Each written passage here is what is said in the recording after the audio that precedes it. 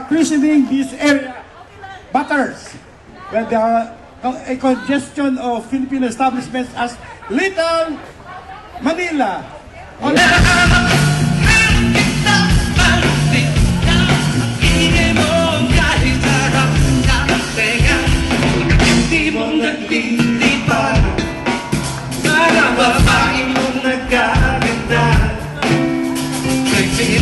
In your arms, Manila, and promise me you'll never let me go.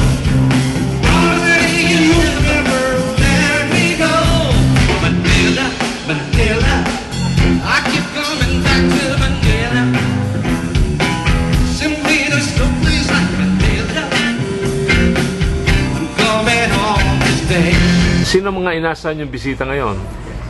Sa ngayon po sa ating mga sources na ano po ay dadating din po ang Prime Minister Stephen Harper, Mayor Jan Tory, at ang ating po si Premier Kathleen Wayne, at si Justin Trudeau po ay dadating din po yan.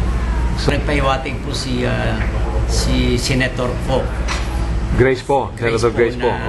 Siya daw po ay available ng 23-24 kasalukuyang August, ay nagpadala po siya ng mensahe sa amin na baka daw pwedeng imbitahin siya. Subalit kami naman po ay hindi nagatubili, sinagot na po namin yung kanyang kahilingan na iniimbitahan po natin. So gusto niyang mag-appear dito sa Taste of Manila. Okay. Hello! Welcome to Taste of Manila. I think it's a big success. Very proud of mga Pinoy. Parang nasa Quiapo.